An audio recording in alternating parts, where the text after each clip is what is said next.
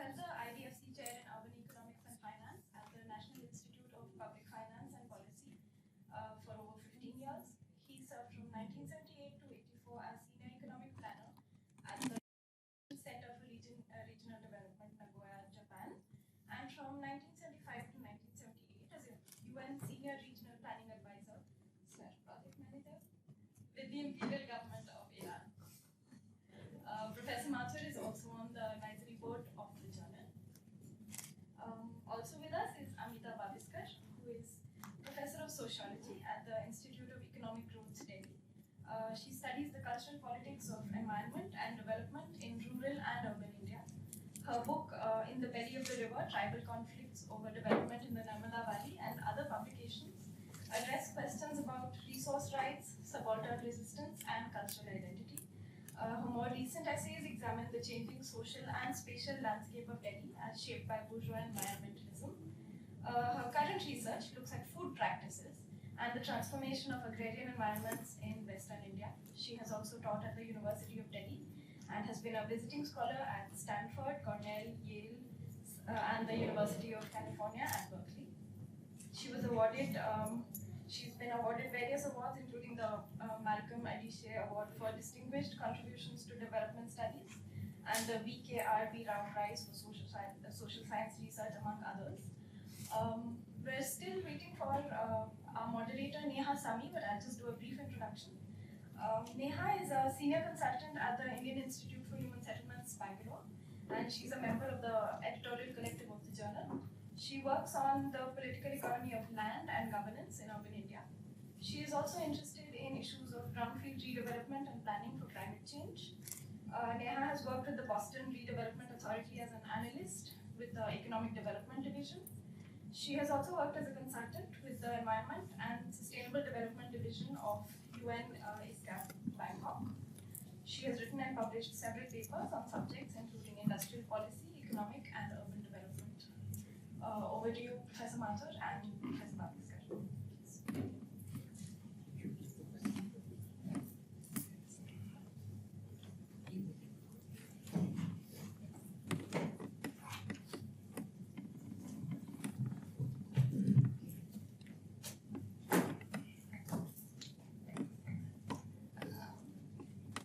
Good morning. My name is Om Mathur.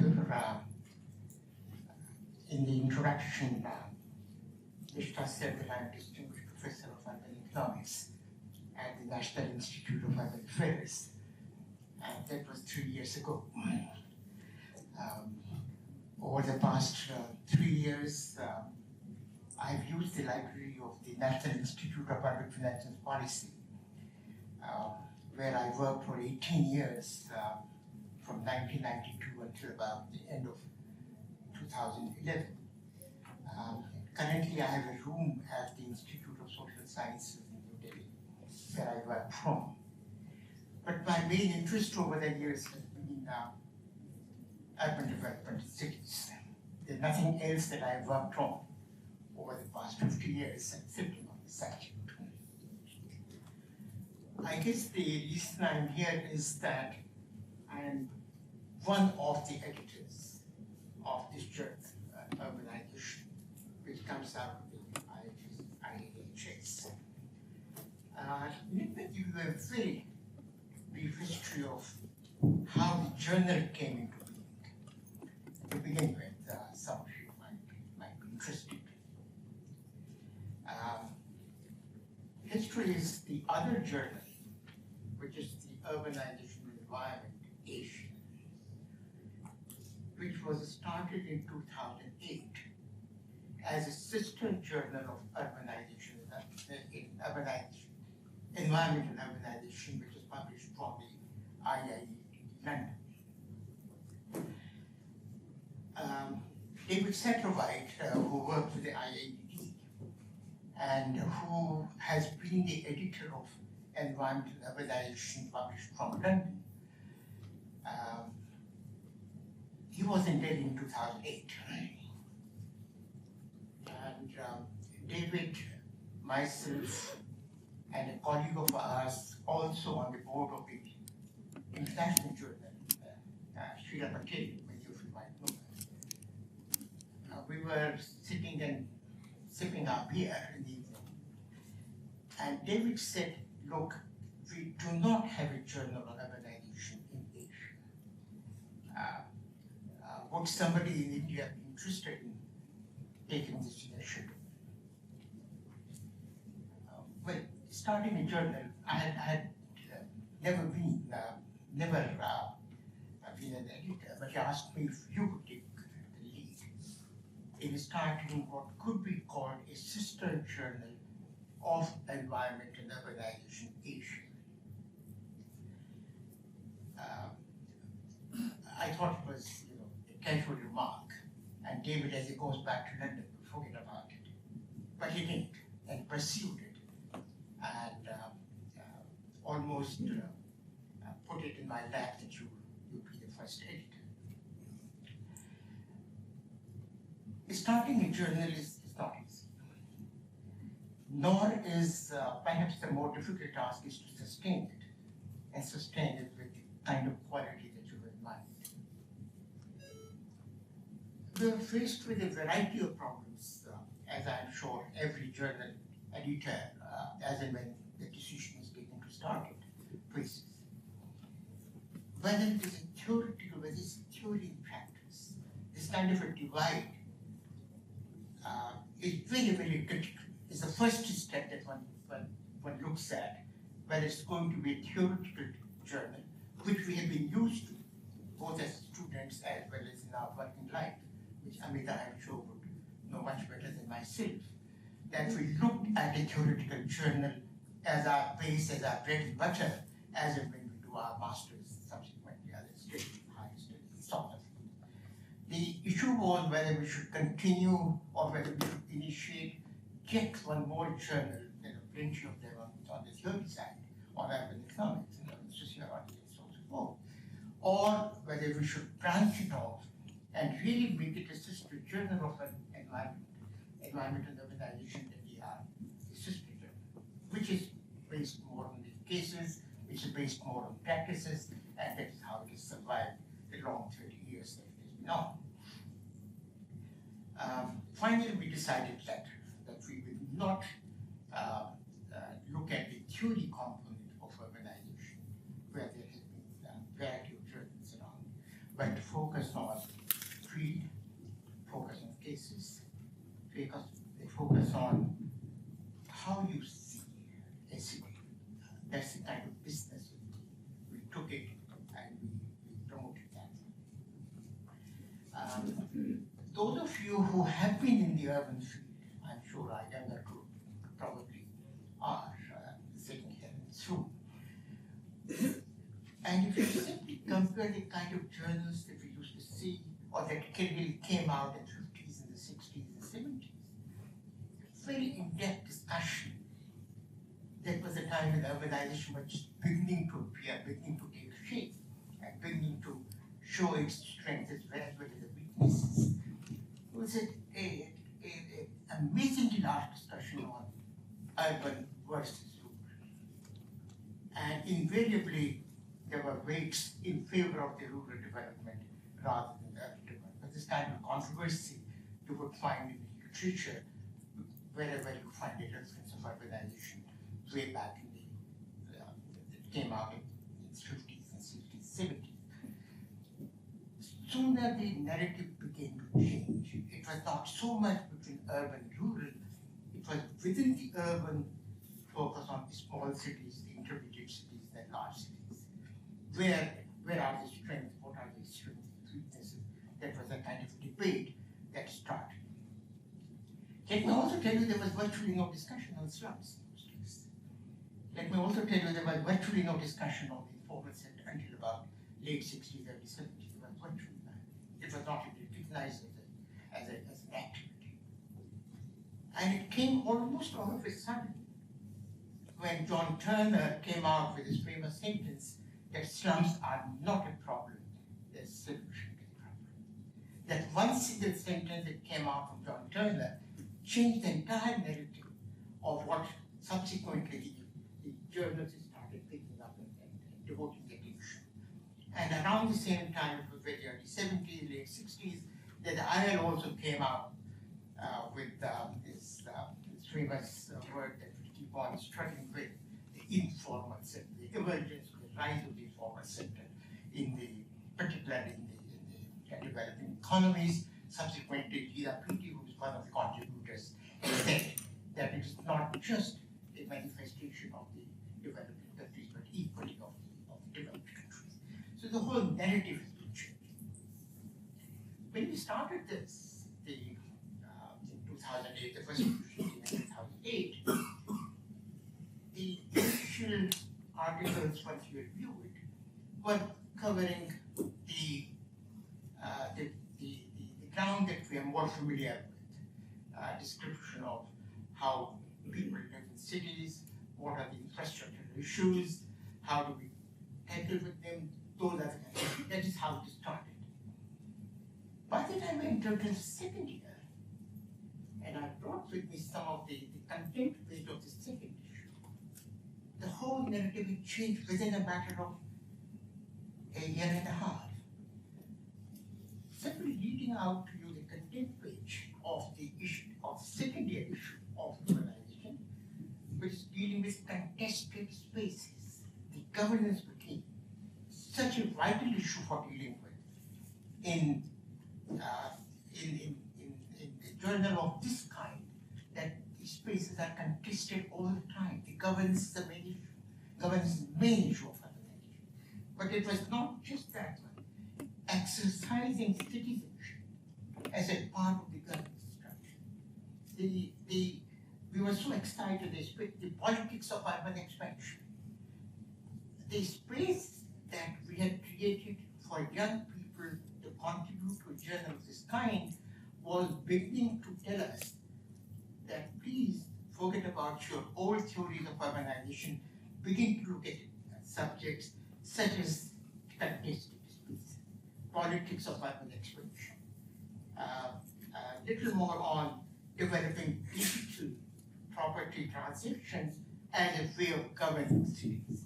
Begin to look at those things rather than remaining embedded in your old thoughts and thinking. Or even the e-governance issue. So the whole knowledge production in issues of governance really became one of the very hot subjects to be dealt with.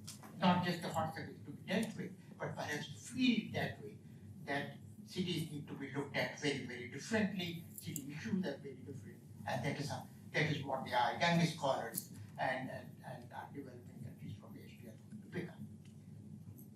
The last issue that I had, this one, of the previous journal, and I'll come to the new one in a second, was completely different.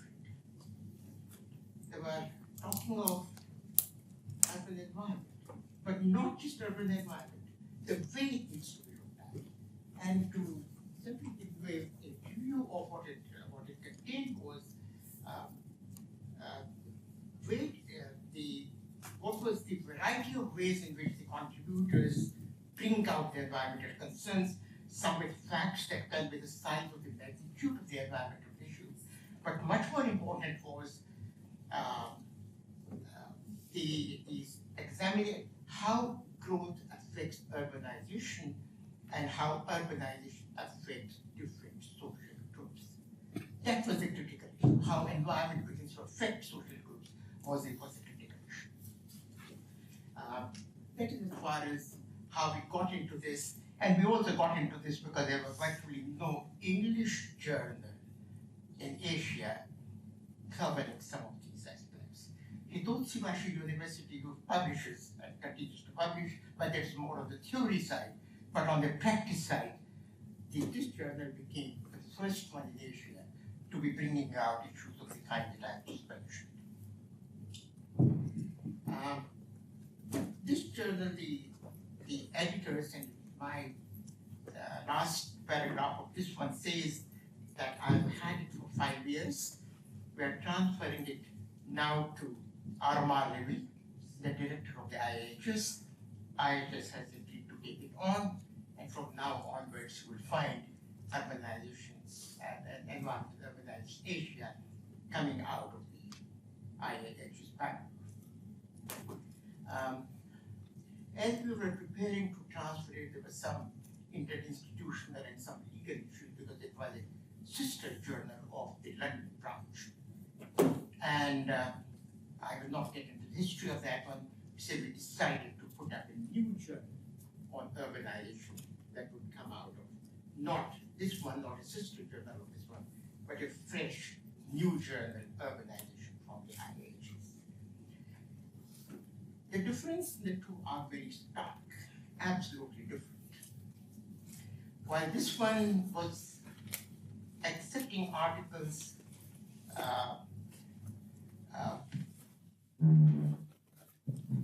which were largely the practices in the, can you hear me? Is it without the mic? Yeah, sorry.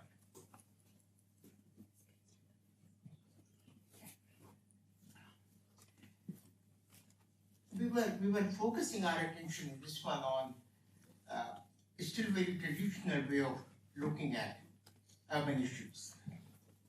So there were a series of articles. We would, of course, organize them in some sequence, but they were. This one is far more progressive. Far more progressive in the sense that looks at not just the articles, but it also encourages people to look at cities, what is the music in the city? What are the classical ways, like if we simply look at the latest issue, it is looking at a mural erased. In some city, a mural has been erased. What is it? What were the compelling factors? What was underlying that mural being erased? What really led to it? So the whole narrative of city as described in this kind of a volume is vastly different from this one. And you will find it far more enriching in the sense that it is not just limited to students of urbanization in cities, but also it is equally, I think, exciting for those who are not necessarily students of urbanization and cities, but a wider spectrum. For example, in this one, I didn't want to say that, but I have written on K.C. Shivaramakrishnan, who died 2 years ago, and how he envisioned governance over the 45 years that he was working on urban issues, a bureaucrat, who was Secretary of Urban Development for several years, but how he envisioned the whole issue of governance, decentralization, the 74th Constitutional Amendment. It is an obituary, but written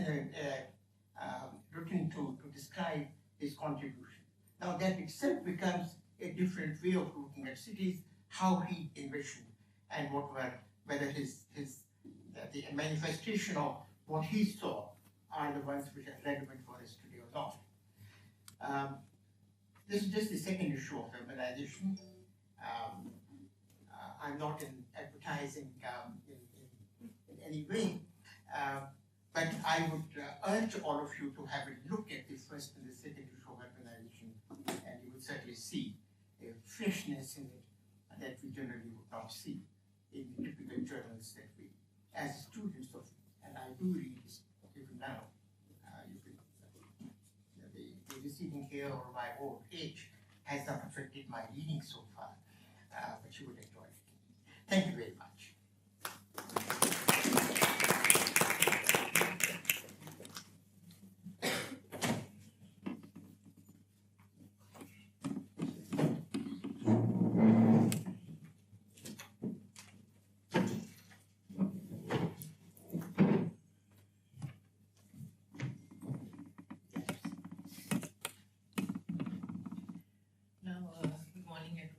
Neha's brief to us was to talk about the journal, but to talk about the exciting challenge that this journal faces. And she framed it in terms of not only the fact that we know that globally Urbanization is increasing, more people live in cities now than they ever did before, and this is only something that's going to rise over the years. But that most of this globalization is happening in the so-called third world. And the challenge before us is how to use this fact of a distinctive Asian, Latin American, and African urbanization to challenge the ways in which we've been taught to think about cities, which have primarily been based on the historical experience of Western cities. So what this journal seeks to do is not only make us think of what we know about cities, but specifically about the process of that knowledge production. How do we come to know what we know? Who produces that knowledge? And I think that these are really important questions to be looking at, not just in the context of this journal, but more broadly in terms of looking at the practice of urban transformation, because it happens not only in the academy and among people who write for and read peer-reviewed journals, but it's something that happens in everyday life in all sorts of ways that don't make their way onto the pages of academia, but need to be addressed and acknowledged and incorporated into conversation through other kinds of media. So let me begin with the idea, or rather the myth of the modern city, which in some ways informs the kind of older journals that Professor Mathur was just talking about. Among these myths, and I don't use the word myth simply to suggest that these are false narratives, but in fact to say that myths perform a very powerful function, which is that of organizing our imagination, telling us where we come from, and where we would like to go. So a myth is a very powerful device which tells us something about ourselves. And it organizes who we are and what we should do.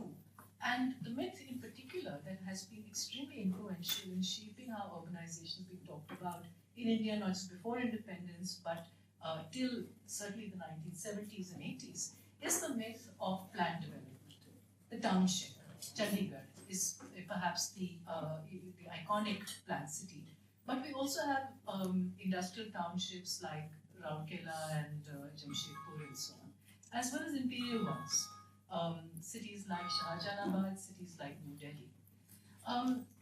The idea that cities must be planned, that there should be some sort of logical and ordered process organized by enlightened technocrats based on sound data and management, has been used not only to create new cities, but also to retrospectively deal with extant cities. So if one looks at Bombay, Delhi, Calcutta, all of these are cities which had development authorities, development boards, whose job was to try and take what was an unruly reality and try and remake it in a way that would be in keeping with the idea of the plan.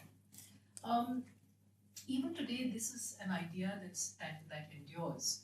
The criticism that we have of our planning process is often the liberal notion that we don't do enough. It's too little and it is too late. Our transport policy is always only trying to catch up with what's happening. If we had more efficient planning, if we had better political will, we could use planning in order to solve our problems. So the liberal ideal that there's nothing wrong with the plan as such. Plans are fine. We must just try to do better by working harder is an idea that still prevails among a lot of people.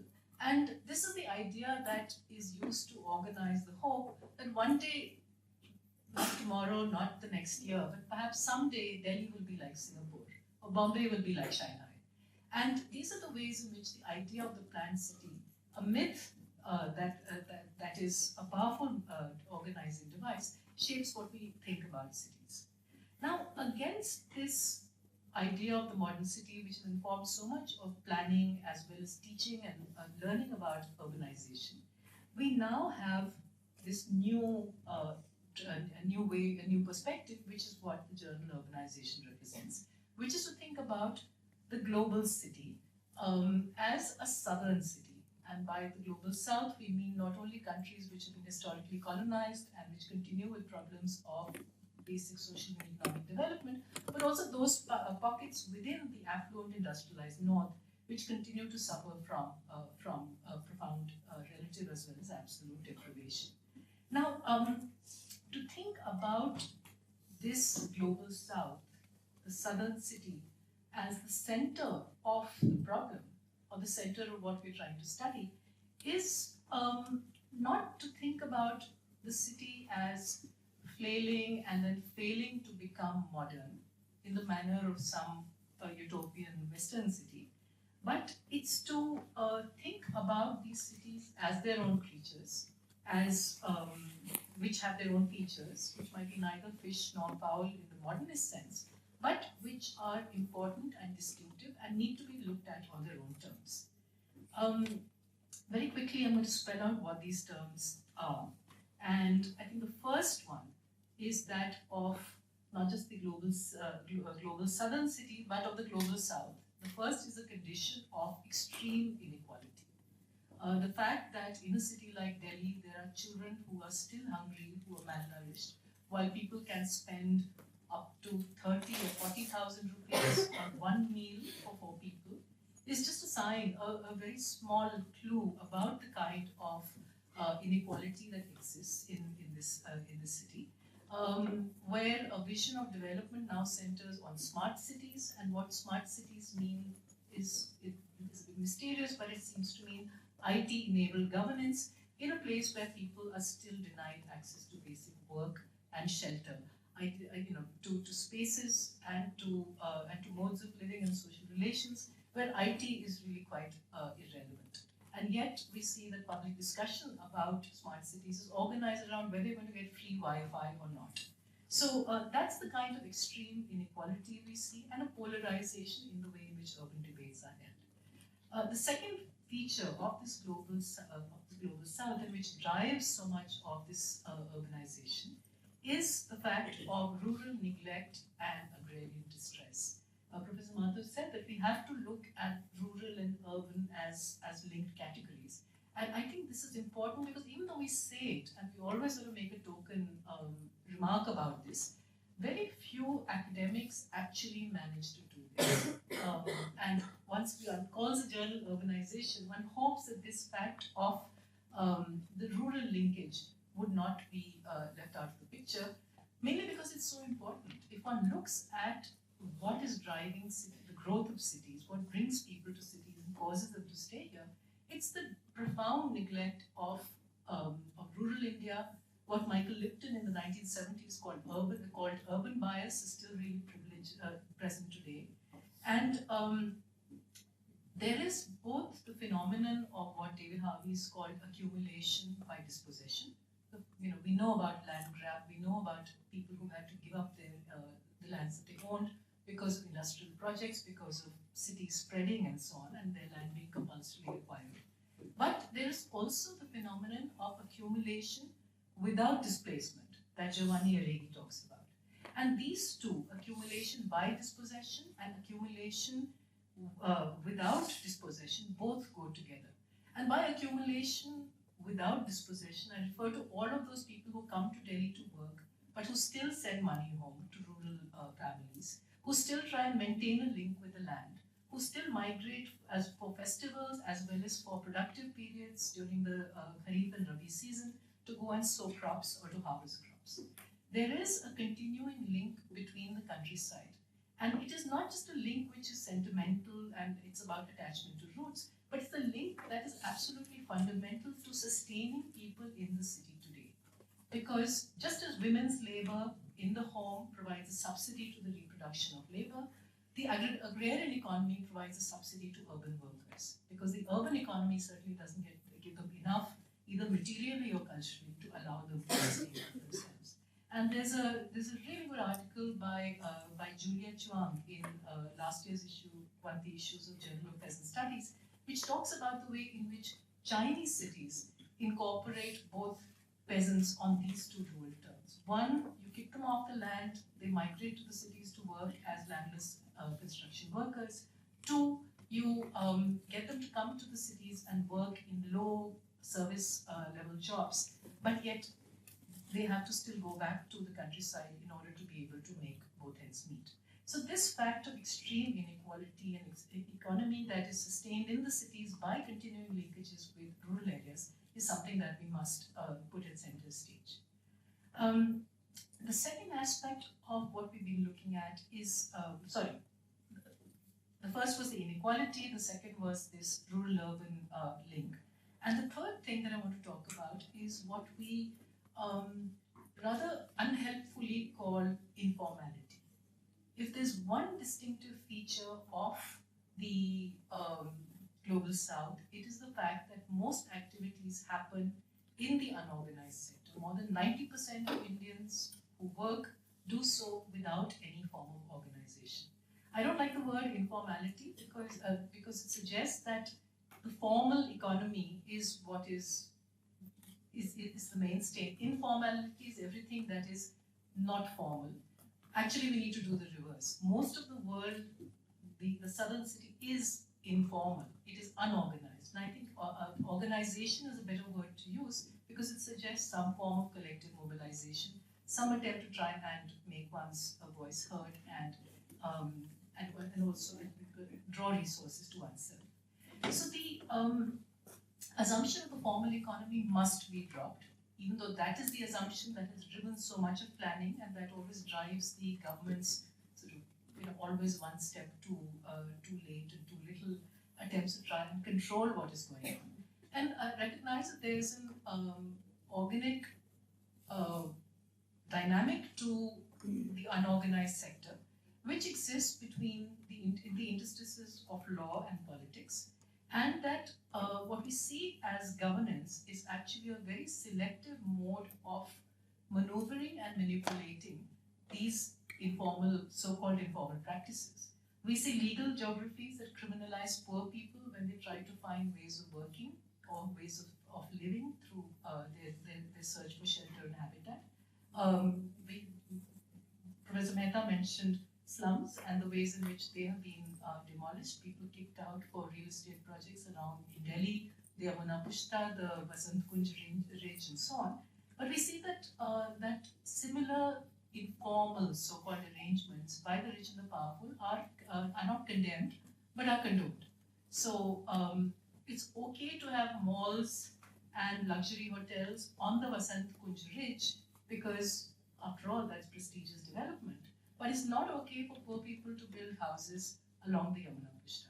So that's the way in which we see the law as well as politics working in order to make selective legal geographies, in order to legalize selective geographies and not others. Now, to come to what has been the response in academic writing to these sorts of processes, and responses which I think are reflected in the journal organization. One is that political economy has been finally given center stage. We find that there's a lot of attention in these journals on processes like land grab, on segregation, on the emergence of gated communities, on the emergence of private cities, and new forms of organizing both space as well as society. What we also see is an emphasis on the idea of not just civil society, which was the primary preoccupation of the earlier sort of planning, people who believed in planning mode, but a focus on political society, which is what Partha Chatterjee calls it, or the ways in which people organize collectively, making moral claims as much as claims on citizenship. And here we find that we're really sort of on the defensive, that when we talk about what people do poor people do in order to lay claim to urban resources, we often end up celebrating little acts, the weapons of the weak, insurgent citizenship, encroachment and stealth. Today the odds are so heavily stacked against any kind of progressive vision of the city that we end up having to make do with these little acts of trying to just get by and survive in the city. And sometimes what happens there is one loses sight of the much, much larger ground that we have given up. What we've given up and what has become completely normalized is the way in which in a city like Delhi, for instance, securitization has taken over. That not only are there CCTV cameras everywhere, but even in the Delhi University on the Delhi University campus where I work, I can no longer walk from one college to the other because gates have been shut. You have to show ID cards. And what you would think is a free space for movement as well as free speech is now, of course, completely compromised. And my worry is that just as the space for free movement has now been seen by students as, well, that's the way it is, that space for free speech also will be taken away, and no one will remember what the university used to be like.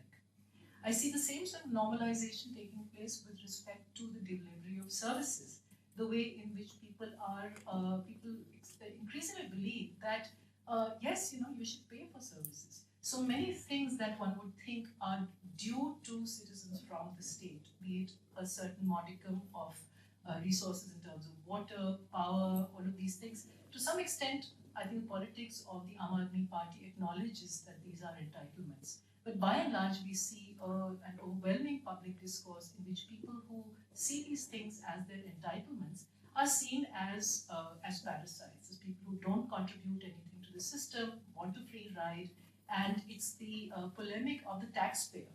That I'm a taxpayer and therefore I deserve something. You are not and you don't. So that's the kind of discourse which has become normalized around urban entitlements and urban services.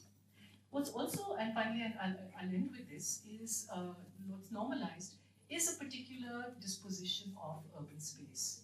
And even though Professor Mathur remarked that slums are very much a part of urban reality and have been the center of discussions among urban scholars, I think the experience of slums for most people who don't live in them is practically non-existent.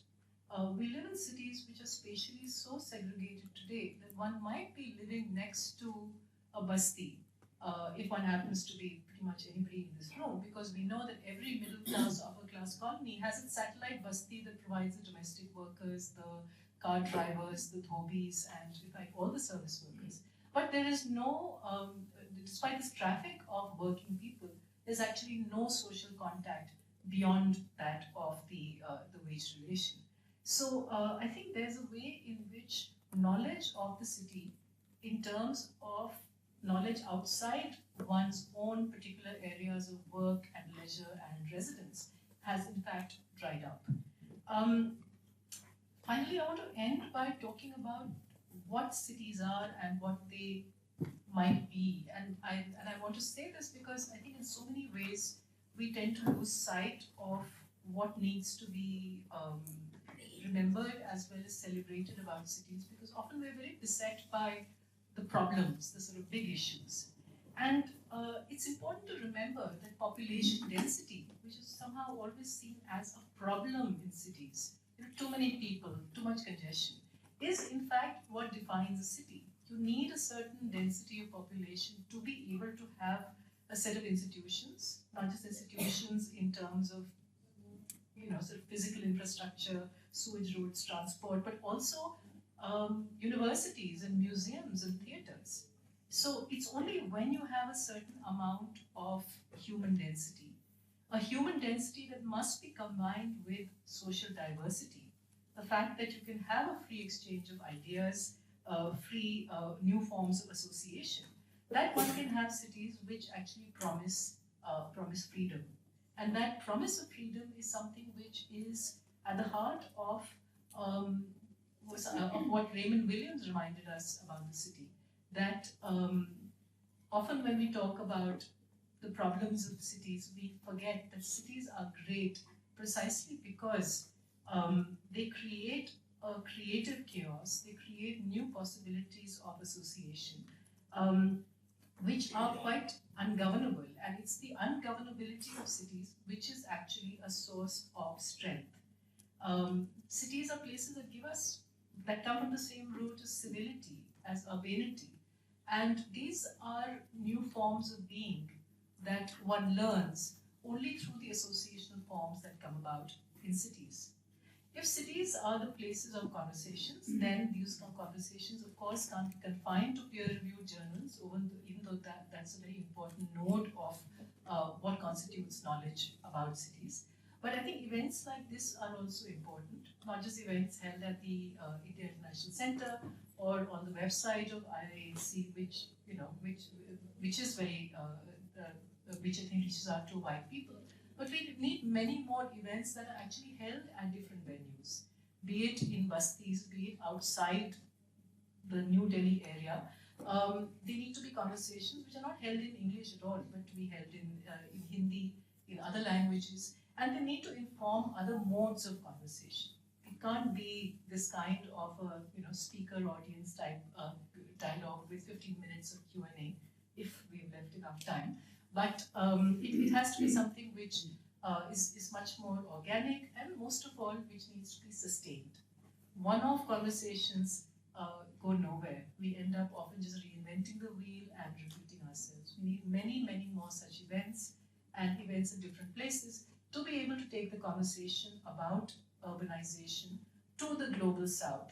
And that global south in the cities is what we must aim for. Thank you.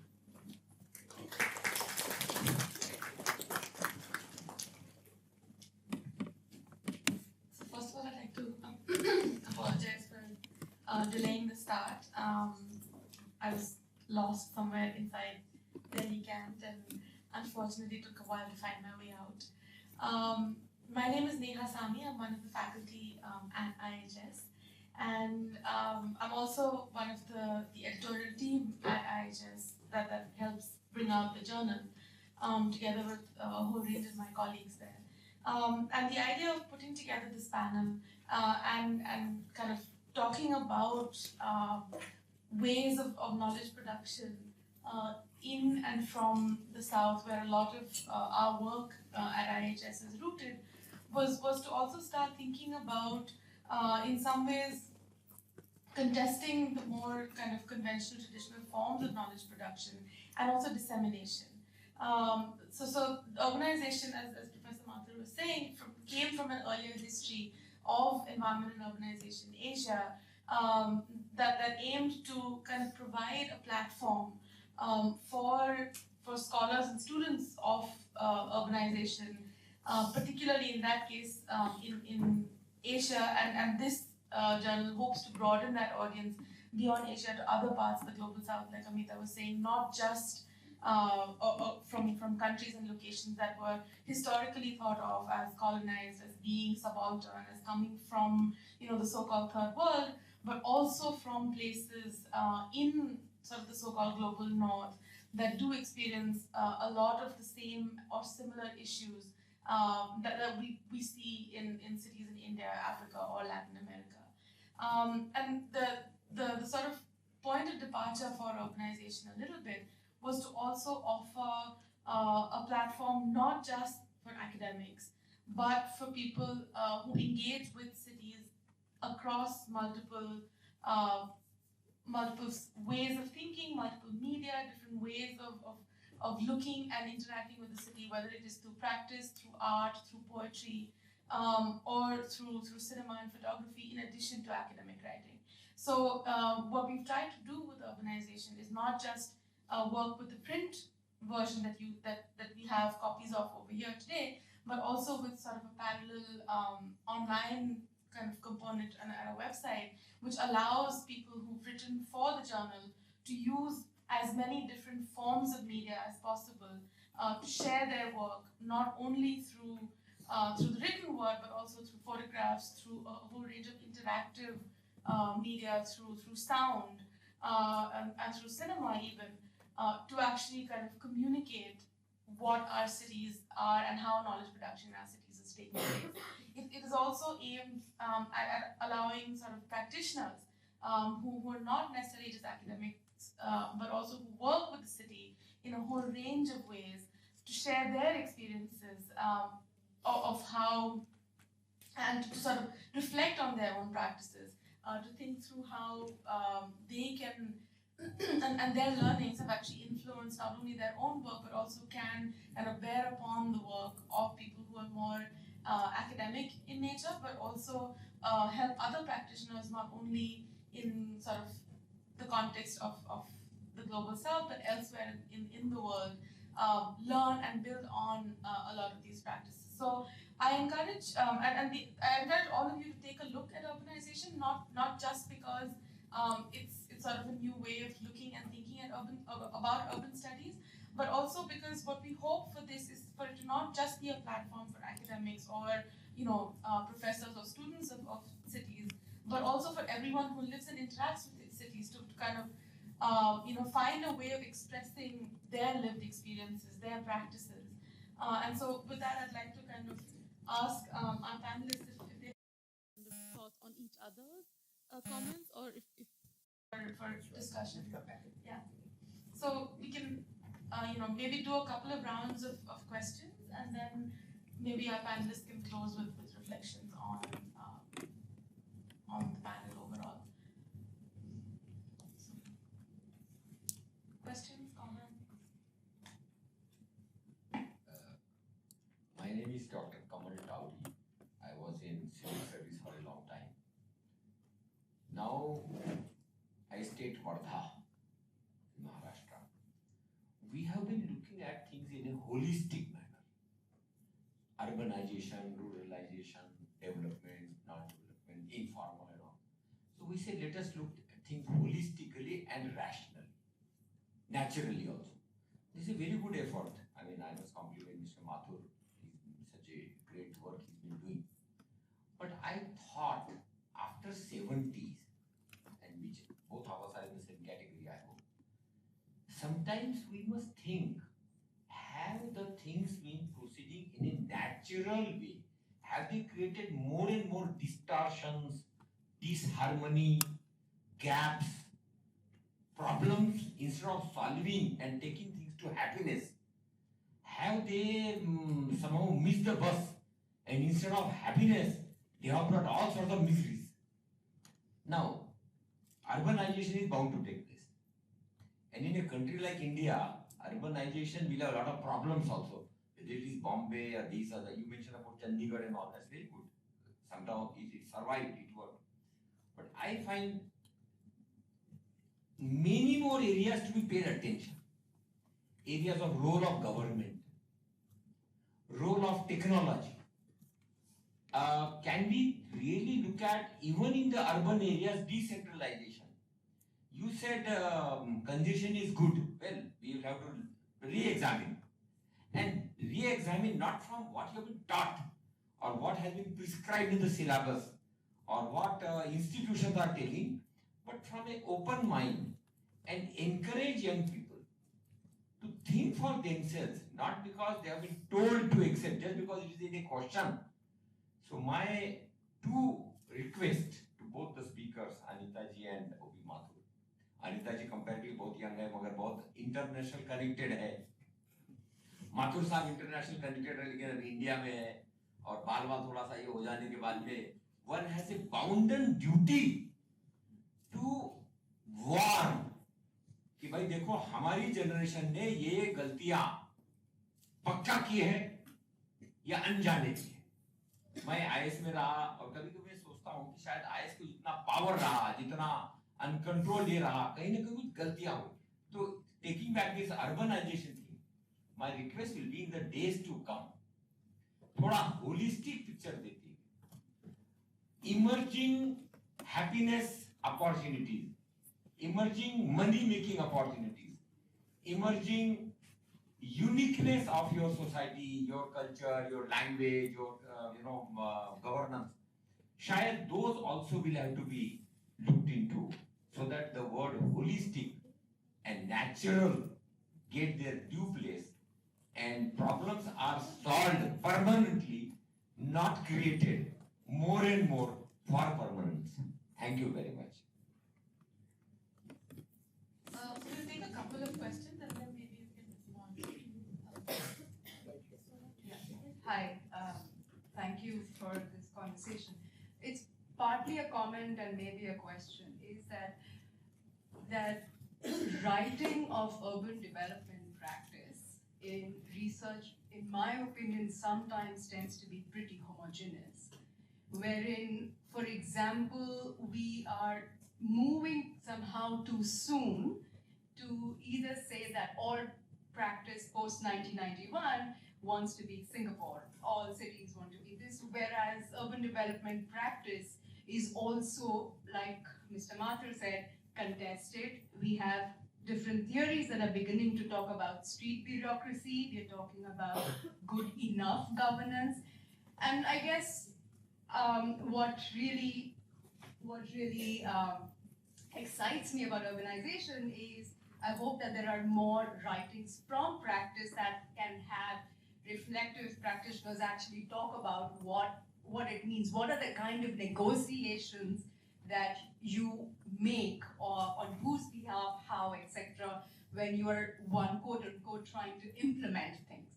The second one, and I hope we can reflect on this, is the disjunct between research and practice. You go to seminars where you're talking about good practices, it ends with saying we need to contextualize this to India, like every conversation ends there, and then you come to academic papers, etc. It seems that we are operating in two very different worlds, and how can we have this conversation? How can we bridge this? The third is allowing access. Access, for example, both in terms of access to journal articles like this, and second, access to be able to understand what is written, right? Because we are, in a sense, responding to our peers. If I am a practitioner and I really want to understand what is the language that we need to be also writing in order for practitioners to also access it. Thank you. Maybe one more, and then we can ask our panelists to respond. Is there anyone else who'd like to ask a question in this round? Thank you very much. I think that was very interesting. I think given the kind of developments in India, especially both in the last 10 years, a lot of the growth is taking place at the second and third level of the urban. So I think the relationship not merely between the rural urban, but the metropole and the smaller towns and the emerging new, what should I say, the extensions of the urban. Because I think in a number of places, because of whatever, cost of land, etc., from the larger cities, I think a lot of business at least is shifting to the smaller town, and that creates a new kind of dynamic. So the relationship within the global south, which itself is so sort of complex and newly emerging. So I think, how do you sort of grasp that kind of development?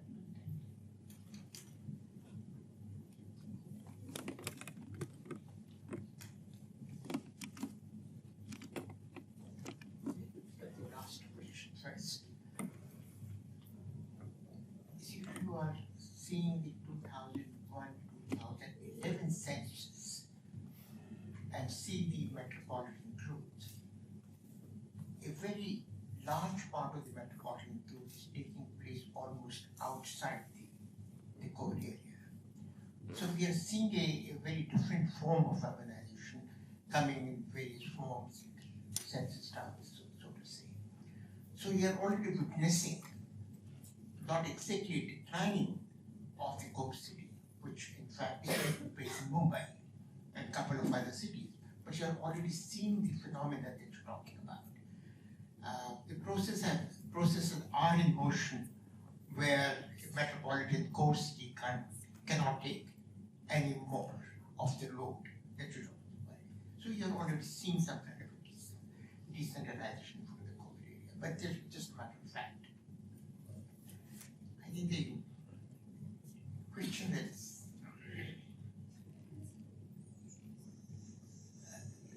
what you were saying is that the 3 points that you raised, one is contestation, the second one, the disconnect, and the third one, the access.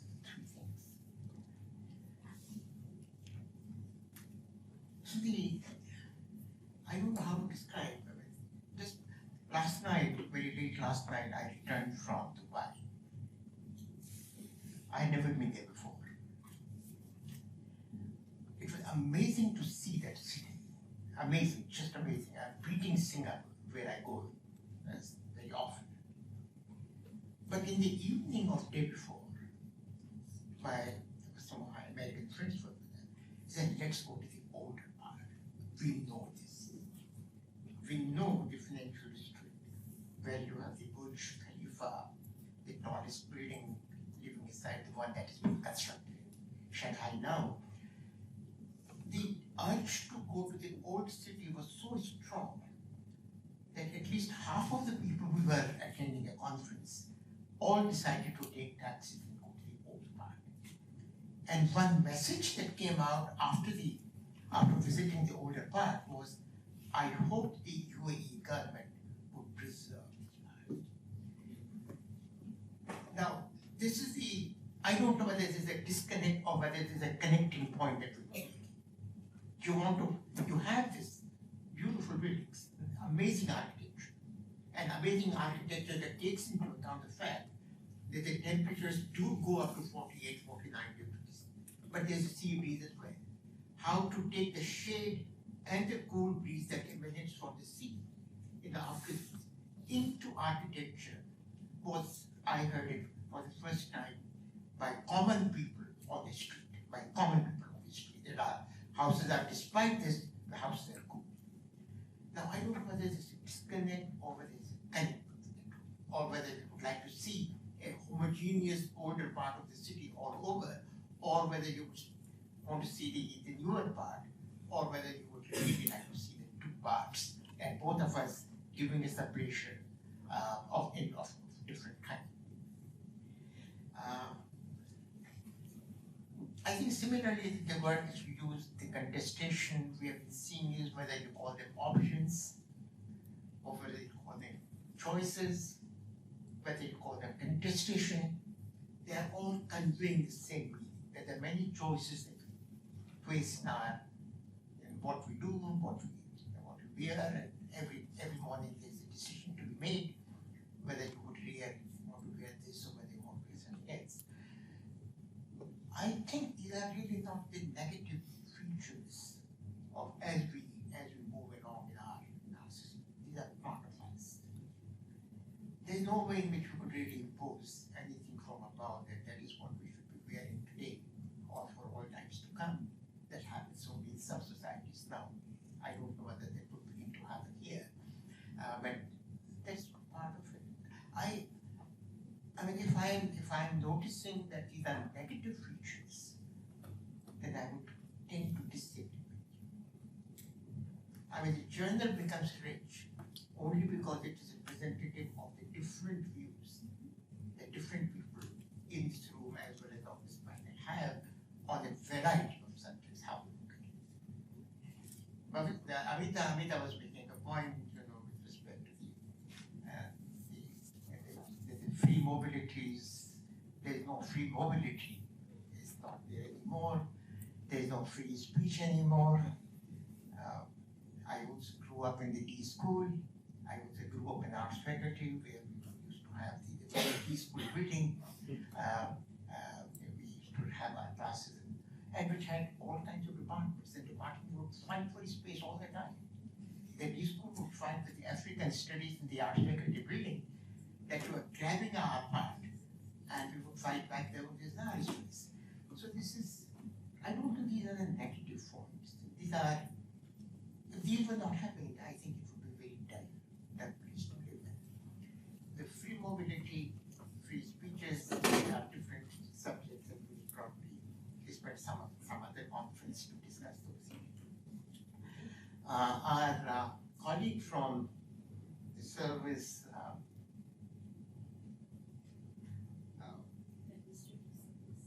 I don't know whether you are making a substantive point that the way we are growing is wrong. Because there is no fixed way of growing, as you see. There's no fixed way of growing. The meeting that I had gone to, just to give you an example from that one, that was on city data systems. It was a global summit. the one message that was coming out, and that really applies to all of us, including our commentator here, that these data systems are not fixed in time or space. They're changing, they're evolving. Exactly in the very same fashion, our cities are evolving very, very different ways. I belong to Delhi, I was born in Delhi. That's my city. I think I was showing this as you enter. There's a lovely photograph of the city of 1880 until 1920 as you enter this faculty. The Delhi that we live is in the 9th Delhi, I hope you know. 8 Delhis have been invaded, they've been destroyed, they've been recreated, and you will still see the remnants of the 4 in this city that we live in. The four cities which were destroyed are still existing in Delhi. And we enjoy going there, we enjoy seeing them, we enjoy seeing the older form. There's Tughlaqabad, there's the Old City area, there's the Qutub Minar. They all belong to different generations. So the legacy, the imprints are part of us. So we will evolve. We don't like certain things. Now, certain decisions we don't like, choosing a few smart cities, we don't like smart cities of the kind that are being talked about, that are being developed. But then maybe the next government would revise the concept of a smart city. They're already changing the concept. So I don't think I have added anything to the point that you're raising, but I see that this is part of it. We all, both a victim as well as partner in this game. Thank you.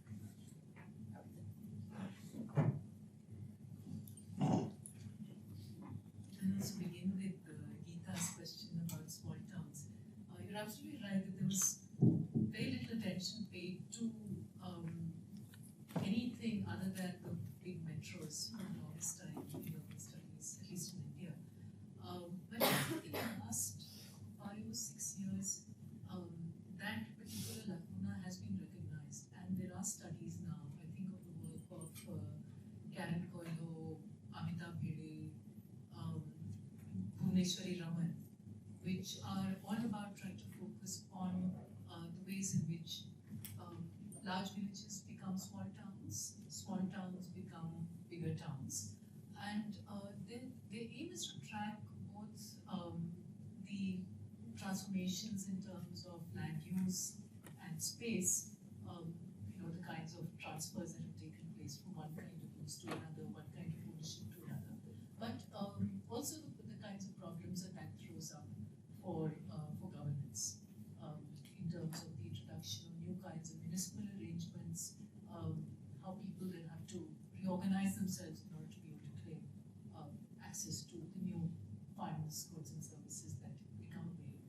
So you're right that there isn't as much attention as there needs to be, but I think it slowly changes. We do have some excellent ethnographies, quite old ones of particular cities. I think of, say, Neeta Kumar's book on Banaras, The Artisans of Banaras. Well, that's a classic. That's, I think, absolutely one of those books that will, never go out of print. At least I hope it won't, because there's just so much that one can learn from that book. Not only in terms of what it tells us about Banaras, but also about totally different logic of organizing the city and the kinds of cultures that it gives rise to, especially cultures in relation to public space, and the ways in which people, particularly men, make use of public spaces.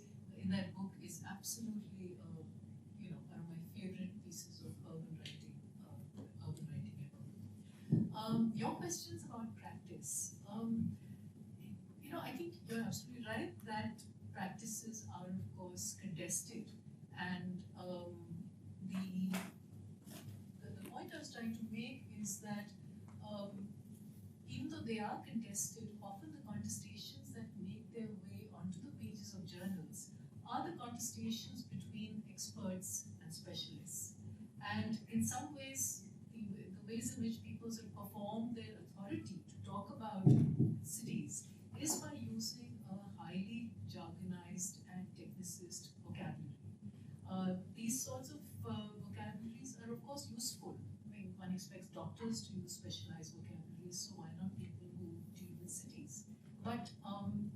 nature of, I think, the progressive project about cities must be to not only be more inclusive in terms of participation, but also to demystify what we mean.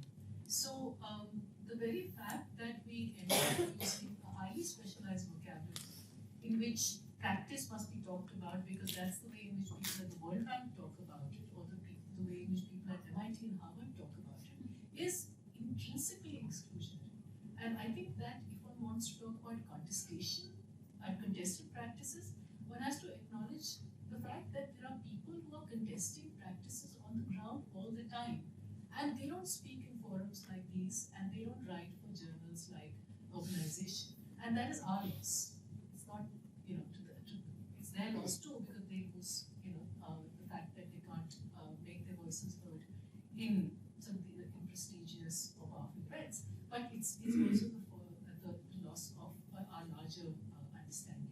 So that's why I think that for every meeting like this, or every webcast that one has of a meeting like this, one has to have 10 different meetings in 10 different places in 10 different languages. They held in Wardha and the discussion happened in Marathi, or they held in Nasirabad and the discussion happened in Hindi. So I think language, even the kind of English we speak, is really important in terms of making practices accessible, and then making sure that the contestation that one talks about is not only the contestation between different schools of thought in the sort of formal way of expertise, but actually between different kinds of practices across scales. We have time for one last question. Thank you for your presentations. Just to react on what you said. The first thing is on talking about informality in the South, right? And about how we should rather talk about organization and lack of organization. And I think that that framework might not be that helpful in the sense that there are very profound forms of organization within unorganized systems, and what you call unorganized, right? And notably, Irina Agarwal's book from 2013 talks about this, of how informal workers organized against capital. And in a sense, Sorry, who's book? Irina Agarwal from Johns Hopkins. Yeah. So, in a sense, like Marcuse, Peter Marcuse used to say that no city is unplanned or unordered, right? It's whose order and whose plan. And in that sense, we have, even within things that seem unorganized, profound forces, powerful forces of exploitation at play that are there to commodify every aspect of our life and every aspect of our existence in cities. And I fear, coming back to John Turner, that as John Turner's position has become hegemonic in urban studies, we have come to glorify informality and to glorify the slum, in the sense that, how many more articles we have to read in publications like The Economist, citing Hernando de Soto and telling us that, slum dwellers are the vanguard of capitalism, and, if only, we would give them formal rights, then everything would be fine. And I think that's problematic, because when we glorify making do, jugaad, encroachment, and all these things, what we're saying is we're enshrining a profound exploitation that comes through urbanization and through globalized capitalism. And those are experiences that are shared in India and in other parts of the world. And the other thing, I'd just like to react on what Professor Babiska said about, this as the voice of the subaltern. And there's something that I often think about when we talk about what is Southern, like what Said said, like south of where, And if any of us, or me, by the simple fact of my name, where I'm from, perhaps the color of my skin, I would go to one of the universities where you talk to in America, I would be subaltern. I would be Southern. And yet here I am in the place that perhaps is the least subaltern of all of India, right? In the International Center.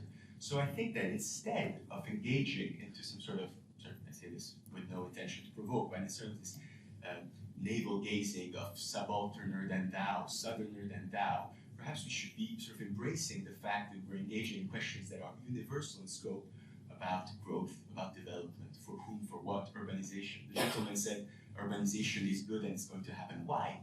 Who decided urbanization is good? by all accounts, urbanization is one of the most destructive forces that is happening right now in the world. So I think that those are questions more important than the politics of location of where we write from. Although it is important, I say those might be more important. It's just a thought.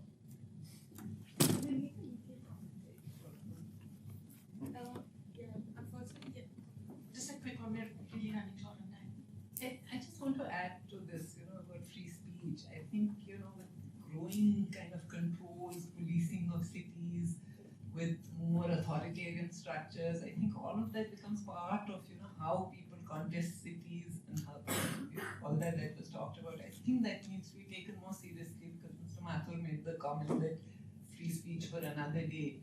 But, you can talk about possessing cities by the dispossessed, but the power of their possession is very different to that of the very small elite that can actually control things. And with political systems that encourage that more and more, I wonder what that means for the kinds of equalities or the freer cities we are talking about.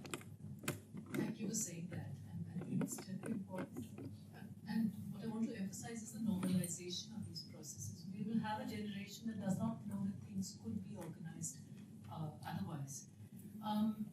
To both your comments, I'm broadly in agreement with you. The reason we talk about the global south is to first of all stress that it's a relationship within a system of geopolitics that is organized by, for me, capitalism. And within that, the sort of underclass of Sao Paulo and the underclass of Mumbai share something with people living in, the underclass of Atlanta. So if there's a geography to this, it is not a geography that's organized by nation, but it's a geography that's organized by relations of capital in which, race, class, etc. and gender are highly implicated. It helps to remember that these are colonial relationships, and so I don't see the global south as anything other than somewhat useful device for helping us talk about these things, and it's a crutch, but it's a useful one. Maybe I should have specified more what I meant by the word organized, because to talk about the so-called informal sector, I was critical of the word informality because it suggested that there was another way, a privileged way, which was sort of more prominent in the developed world, which is the formal economy, which is how I think economists in fact organize their knowledge. That everything that's informal creates this sort of profound unease because they don't have the numbers to be able to think they have a handle on it. But what I was actually what I meant to say was that by talking about the unorganized sector, I was referring to the ways in which people tend to not be collectively organized in the form of unions or other kinds of collectivities that allow them to express both a shared identity as well as to demand a set of rights.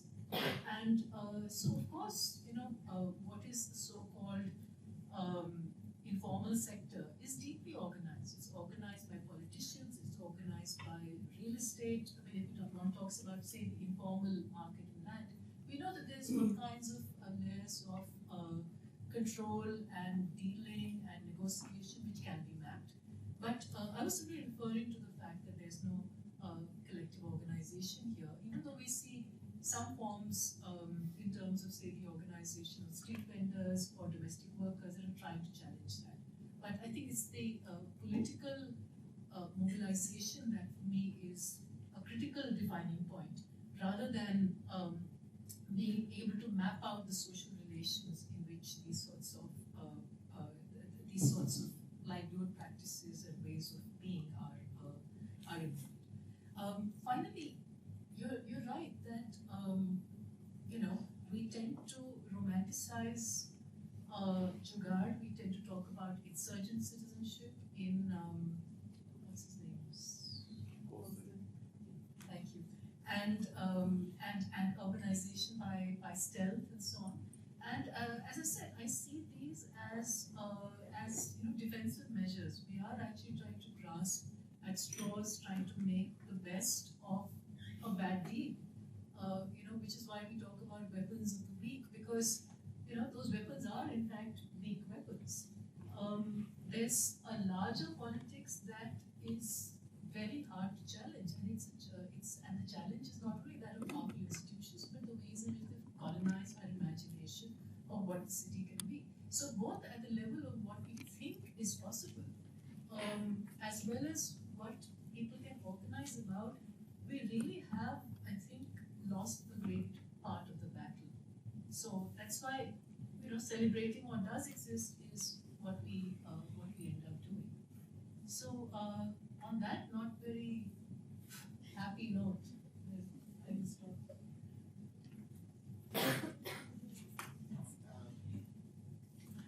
I would suggest that you read today's Indian Express,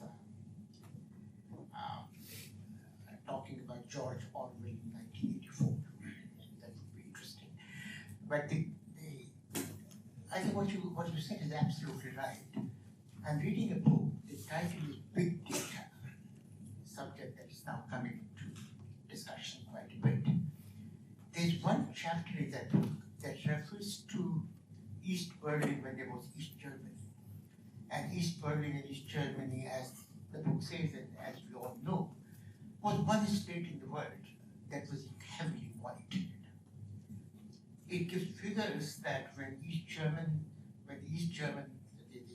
Berlin Wall was demolished, there were 380 million index cards representing each individual living in East Germany. And if you placed them, it ran into 39 kilometers. That was the kind of monitoring that was on. But the second paragraph is interesting.